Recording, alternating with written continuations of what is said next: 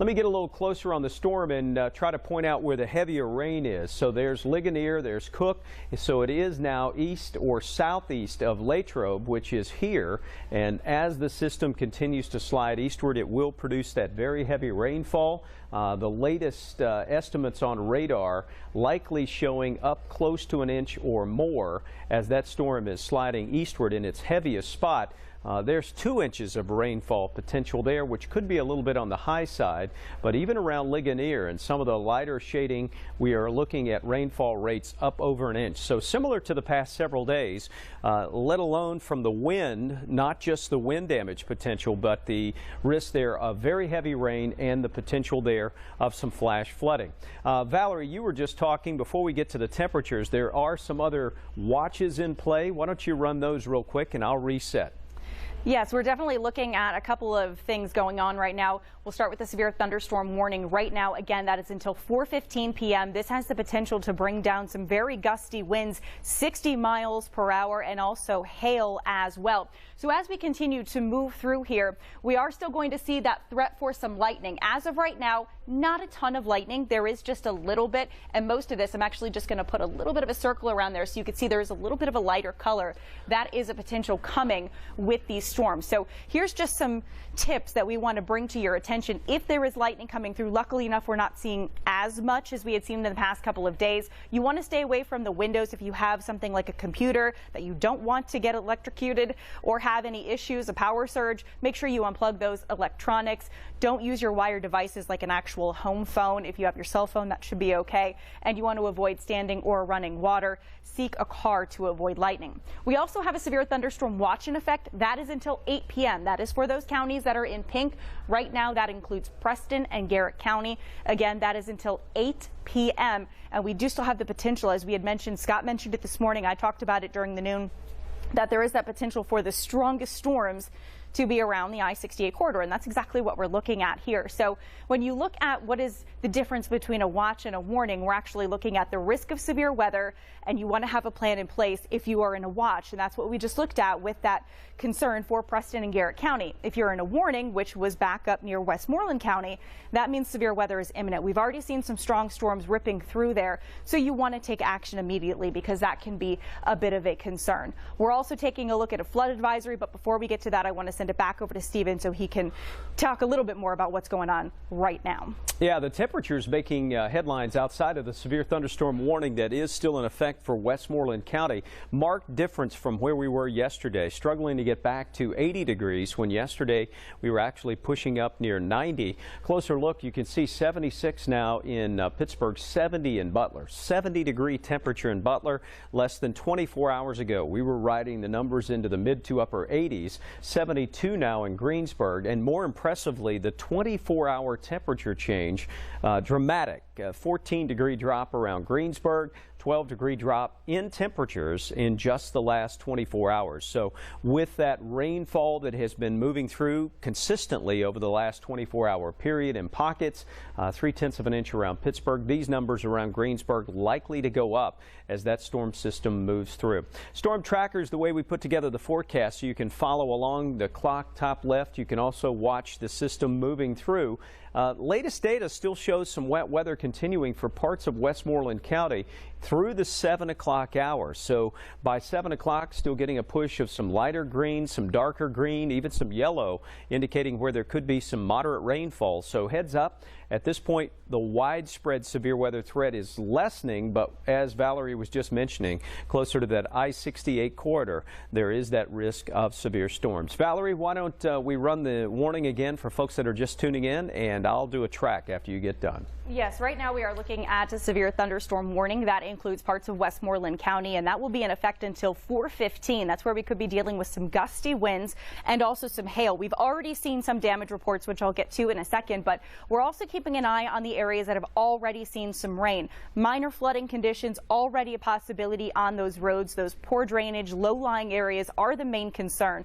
So we are in a flood advisory. First came out for Washington County, and it's an aerial flood advisory that goes until 5 p.m. That's for the far western part of Washington Westmoreland County. Now, this has been expanded here within the past hour to southern Allegheny and also parts of Westmoreland County. Those were the storms that already moved through, causing some problems. So we are in that effect until about 5:15. So we have this for at least another hour or so in the area. Now, as we continue to move through, we are, as I had mentioned, already seeing some reports of some concerns, some flooding. So this is a storm report, and this includes in parts of Westmoreland County. We had flood concerns at a house, and this is in Yukon. So a house flooded on Costella Hill Road, and that was at about 3:25. So that's the one report we've seen in, and I've also seen some reports which aren't showing up on here, some wind damage and also some roofs blown off. So we are going to take a look at that tonight on Channel 11 News at 5. We did send some reporters out there to take a look at that. So if you do see that there is flooding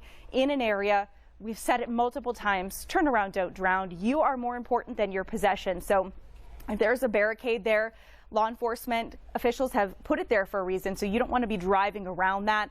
Your car can float in just a very small amount of water. So you definitely want to keep an eye on that.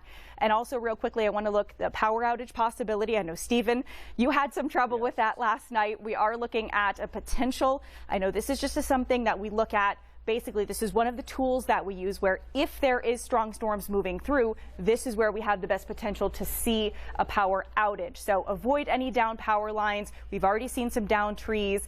Ground is really soggy right now, so we could easily bring down some trees and power lines. Make sure you have those flashlights and batteries ready, and make sure you use caution with candles. Stephen? All right, Valerie, again, if you're just joining us, severe thunderstorm warning in place for Westmoreland County. It goes on for another 6 minutes or so. You can see it's the southern and eastern half, which I'll point out in a moment, but I wanted to show you the general movement of this cell, the actual storm that is producing that or prompting that severe thunderstorm warning. Over the last couple of hours, that cell has moved through southern Westmoreland County, and we are getting, as Valerie mentioned, reports of storm damage in the form of wind damage, also heavy rainfall as that system has tracked through Mount Pleasant. So as it moved through Mount Pleasant, it produced some wind damage. Valerie, what was that wind damage again? Do you have that in front of you as I'm talking here? Yeah, she's going to fill us in on what Mount Pleasant actually saw in terms of damage. There was a tree down on Viking Drive, and that came at about 3:30, and then there was also a tree down on Route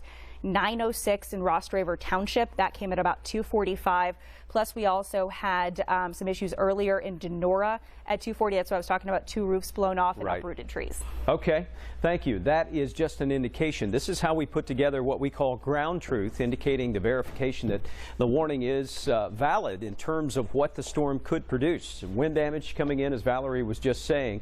That cell is going to continue to track east of Ligonier. As it does, you can make out this leading edge. So folks around Conemaugh, Lincoln, expect a quick gusty wind to develop, as well as some light rain at first. But really, there's not much of a transition from the light rainfall, which you'll see first, to the heavier rain. Right here along the leading edge, you can make out the light green quickly jumping into darker green, yellows and reds. And that's been part of the deal with these storms. They are just putting down torrential rainfall, which could quickly strand you. If you're driving down the road, some of these roadways, you could eventually come across the risk of some flash flooding or some quick ponding of water on the roadways. In fact, that roadway there that is US 30 running out towards Cumahoning, that is going to be an area that will get the very heavy rainfall coming up in short order. Wanted to put a track on that storm as it's continuing to slide towards Lincoln and Q. It will be the player in terms of heavier rainfall, frequent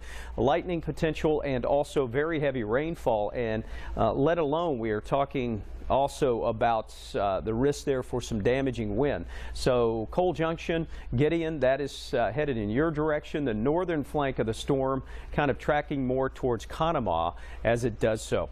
Just wanted to point out too, this is a great time, if you haven't done so already, to get the Severe Weather Team 11 app. We're not just up here talking about it. This could be literally a lifesaver for you if the power goes out. you have the opportunity to get the latest warnings, the latest watches, as well as radar, and you can stream some of the newscast and some of the news stories. So if there is severe weather in your area, if we talk about it, if Scott or Valerie talk about it in the early part of the day, or I do late in the afternoon and evening, make sure you download it and make sure your cell phone, iPad is charged, because this could be the source to get you the much needed weather information. Speaking of which, Valerie, why don't you recap the warning that we have in play now? This is one that has produced some storm damage. Yes, as we were talking about earlier, we have wind damage. We also have some flooding, a lot of this coming through Westmoreland County, and that's actually where we're looking at our severe thunderstorm warning right now. This has been in effect for quite a while, so this is going to be in play till about 4:15. This includes Bullskin just south of Greensburg, but this is going to continue to move through the area, and it does already have a history of producing some strong thunderstorms. We are also under a severe thunderstorm watch. That is in effect until 8 p.m. This includes parts of Preston, or basically all of Preston and Garrett County. Now, the Storm Prediction Center did have some of those locations in a slight risk, or at least a marginal risk, for severe weather, and that's where we were mainly focusing on. Scott mentioned it this morning, and I did earlier today, that that's where that best chance was for these storms to be moving through, and I'm banking on that storms are not done just yet. We'll continue to see them pushing through here as we go through the next couple of hours. We do also have that aerial flood advisory across most of Washington, at least that central tier. Now, if you're in the far western part, that will be expiring at about 5 o'clock, and it goes until 5:15 in far eastern Washington County and across Allegheny. This is southern Allegheny. That includes places like Elizabeth and just south of Greensburg. So over into the west, places like Denora, where we already had some issues there. So Allegheny, Washington, Westmoreland County until 5:15 p.m. So that's going for at least another hour in your area. Poor drainage, low-lying areas will be the main concern there. And as I had mentioned, we're already dealing with some issues in terms of flooding. I'm going to zoom in now. This is just north and east of Rostraver, just to give you a better idea as to exactly where we are. This is currently in Yukon. This is where we had the issue with flooding, houses flooding on Costello Hill Road, and that happened just before about 3:30. Again, as Stephen mentioned, I've mentioned it before, that weather app is a great thing to have at your fingertips if you're going to be outside. You know, you get an alert if there's heavy rain in your area, or if there's a lightning event in your area. Lightning can be a very dangerous thing, and luckily enough, we're not seeing much of that today, but it's definitely still worth mentioning. You can go to the Google Play Store or also the App Store to get those apps. Hey, Valerie, if you'll step over and check the latest on the warning. It appears as though it should be expiring coming up here in about 15 seconds or so, if the National Weather Service allows it to expire. Also, do you have any other damage reports that have come in with this particular? There we go.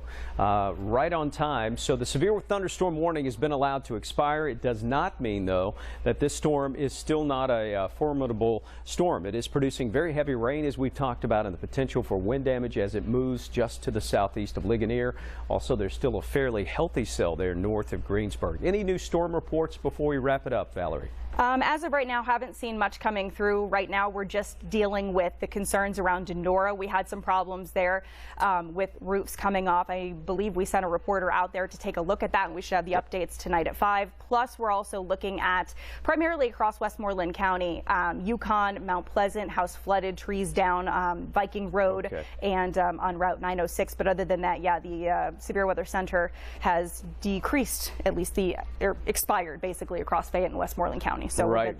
That warning is now expired. Don't forget to stay tuned here. We'll keep you posted as needed along this same platform on Facebook, or your latest social media updates as well. And coming up in just about 45 minutes, Channel 11 News starts at 5 o'clock. I'll have the latest on the storm damage reports and when more rain could impact your evening plans. Thanks for joining us.